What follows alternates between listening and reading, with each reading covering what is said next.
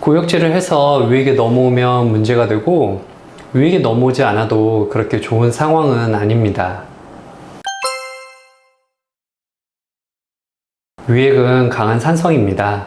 위액이 넘어오면 입안에 고이게 되고 침, 치약과 섞이면서 입안이 산성으로 바뀝니다. 산성 상태에서는 치아가 잘 녹기 때문에 칫솔질을 하면 치아가 빨리 마모되는 문제가 생기죠. 목욕탕에서 피부가 건조할 때 때를 밀면 때가 잘 안 밀리지만 피부가 물에 불면 잘 밀리는 것처럼 입안이 산성이면 치아가 살짝 녹아 있어서 칫솔질을 하면 치아가 쉽게 마모됩니다. 산도가 높은 포도나 콜라를 먹은 직후에 양치질을 하지 말라는 것도 비슷한 맥락입니다. 속이 안 좋아서 자주 위액이 입으로 올라오는 분은 위액 때문에 목구멍 근처에 있는 큰 어금니가 썩어 있는 경우도 자주 있습니다. 역류성 식도염이 있다면 치과에서 치아도 점검해 보는 것이 좋겠습니다.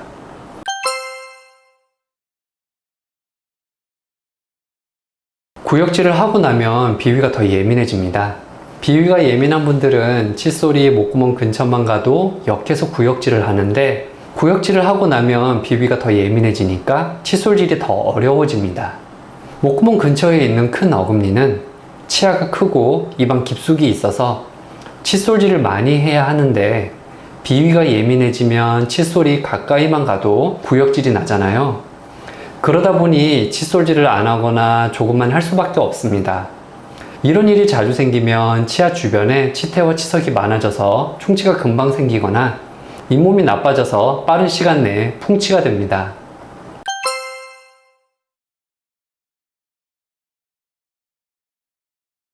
구역질이 나면 몸이 많이 힘들잖아요. 안쪽은 칫솔질도 오래 해야 하는데 수없이 참아가면서 하는 건 매우 어렵습니다. 자꾸 구역질을 하면 위액도 넘어오니까 그것도 문제가 되죠. 구역질이 나는 것은 비위가 약한 것이 원인입니다. 비위를 최대한 덜 민감하게 만들고 양치질을 하면 양치질을 더 잘할 수 있습니다.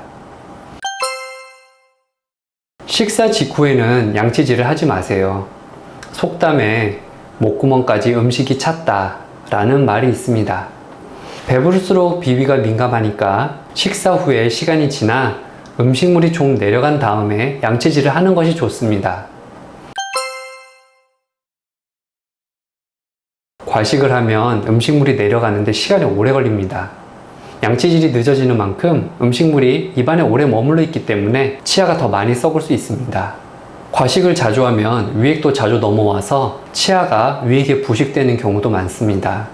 위액이 위에서 목구멍으로 넘어오지 못하도록 막아주는 식도와 위를 연결하는 관에 관략근이 있는데, 과식을 자주 하면 이 관략근이 제대로 작동하지 못해서 위액이 습관적으로 입으로 넘어올 수 있습니다.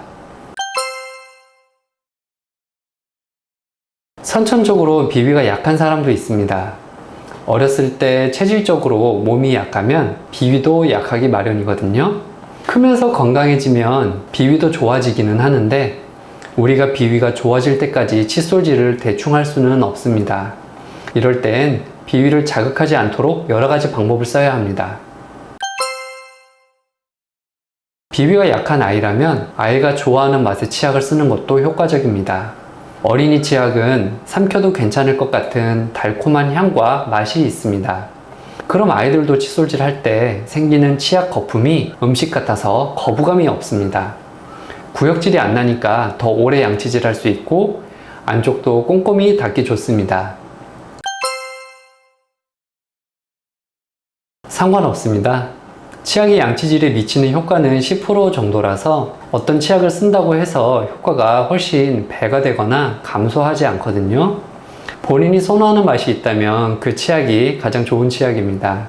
가장 중요한 것은 칫솔로 치아를 많이 문질러서 닦아주는 것입니다. 그게 핵심입니다. 본인한테 맞는 치약이 없다면 그냥 치약 없이 양치질 하셔도 상관없고요. 입안에 개운한 향을 남기고 싶으면 양치질 후에 취향에 맞는 향과 맛이 있는 가글을 사용하는 것을 추천드립니다. 이번 영상은 여기까지 하겠습니다. 감사합니다.